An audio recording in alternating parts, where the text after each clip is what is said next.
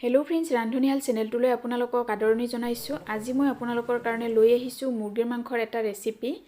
আলুৰে বনাইছোঁ আৰু একেবাৰে সহজ পদ্ধতিত বনোৱা হয়। প্ৰথমতে যেতিয়া মাংস বনাব নাজানিছিলোঁ, মায়ে এনেদৰে বনাই শিকাইছিল আৰু এনেকৈ খাই এতিয়াও ভাল পাওঁ, সেইকাৰণে আপোনালোকৰ লগতো শ্বেয়াৰ কৰিলোঁ। ইয়াতে মিঠাতেল প্ৰয়োজন অনুসৰি গৰম কৰি ল'ম। অলপ কমকৈ লৈছোঁ তেল, লগতে চেনি লৈছোঁ আধা চামুচতকৈ অলপ কমকৈ।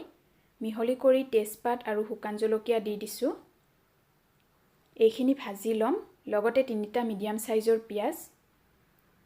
পিয়াজখিনি অলপ ৰঙচুৱা হোৱালৈকে ভাজিব লাগিব। পিয়াজখিনি যেতিয়া অলপ সফট হৈ পৰে তেতিয়া ইয়াতে আদা নহৰুৰ পেষ্ট লৈ ল'ম। অলপ সৰহকৈ লৈছোঁ, ডাঙৰ চামুচেৰে প্ৰায় 1 চামুচমান। এইখিনিও ভাজি ল'ম আদা নহৰুৰ কেঁচা স্মেলটো যোৱালৈকে। এতিয়া ইয়াতে হালধিৰ গুড়ি লৈ লৈছোঁ প্ৰয়োজন অনুসৰি, লগতে ৰঙা জলকীয়াৰ গুড়ি অকণমান, এইটো অপচনেল হয়। মিহলি কৰি লৈছোঁ। এতিয়া মাংসখিনি লৈ লৈছোঁ। মাংসখিনি প্ৰায় 600 গ্ৰাম মান হ'ব। মিহলি কৰি ল'ম এবাৰ গোটেইখিনি। জোখমতে নিমখ লৈ লৈছোঁ আৰু অলপ ধনিয়া গুড়ি আৰু জিৰা গুড়ি ল'ম। আধা চামুচতকৈ কমকৈ লৈছোঁ। যদি আপোনালোকে বেছি মছলা খায় তেতিয়াহ'লে বেছিকৈ ল'ব পাৰে। পুনৰ মিহলি কৰি লৈছোঁ। এইখিনি এতিয়া ভাজিব লাগিব। মাংসখিনি সিজি উঠালৈকে ঢাকনিৰে ঢাকি ৰাখি দিম। মাজে মাজে লৰাই থাকিম যাতে মাংসখিনি জ্বলি নাযায়। আৰু যদি মছলাখিনি তলিত লাগি ধৰা যেন পায় তেতিয়াহ'লে অলপ অলপ পানী ছটিয়াই ল'ব পাৰে।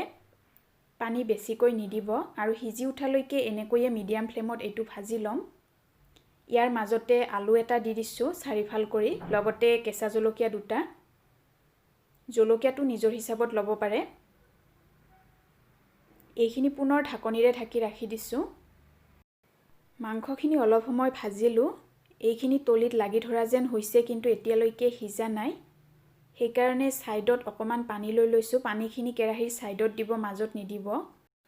আৰু পানী একেবাৰতে নিদিব, অলপ অলপকৈ পানী দি এনেকৈ ভাজিব। কিন্তু মোৰ এইখিনি পানীতে হৈ যাব। মিহলি কৰি ঢাকনিৰে ঢাকি পুনৰ ৰাখি দিম পানীখিনি শুহি যোৱালৈকে। এয়া পানীখিনি শুহি গৈছে। ইয়াৰ মাজতো লৰাই আছিলোঁ এবাৰ দুবাৰ। এইখিনি এতিয়া ভাজিব লাগিব আৰু অলপ সময়। গেছৰ ফ্লেমটো মিডিয়ামত ৰাখিছোঁ। লৰাই থাকিব যাতে মছলাখিনি জ্বলি নাযায়, কাৰণ মছলাখিনি জ্বলি গ'লে টেষ্টটো সলনি হৈ যাব।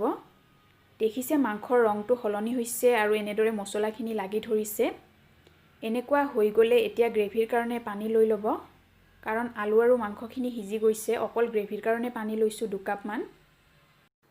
গোটেইখিনি লৰাই লৈছোঁ। পানী বিচাৰিলে আপোনালোকে বেছিকৈ ল'ব পাৰে, সেইটো নিজৰ লগত কথা। এতিয়া ইয়াতে গৰম মছলাৰ পেষ্টখিনি লৈ লৈছোঁ। ইলাচি 2টা, লং 5টা, লগতে ডালচিনি 1 ইঞ্চিৰ পেষ্ট বনাই লৈছোঁ অকণমান পানীৰ লগত মিহলি কৰি। এইখিনি পিছতো ল'ব পাৰে। আঞ্জাখিনি উতল অহালৈকে গেছৰ ফ্লেমটো হাইত ৰাখিম, তাৰপিছত মিডিয়াম টু ল'ত ৰাখিম।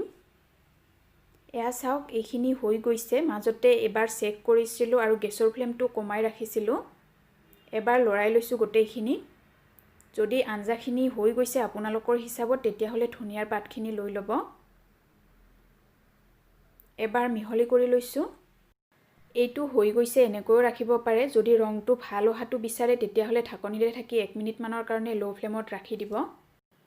এয়া চাওক, মাংসৰ কালাৰটো কিমান ধুনীয়া আহিছে। আৰু ঠাণ্ডা হ'লে এইখিনি অলপ গোট খাব, সেইকাৰণে এইখিনিতে গেছৰ ফ্লেমটো অফ কৰি ঢাকনিৰে ঢাকি ৰাখি দিম।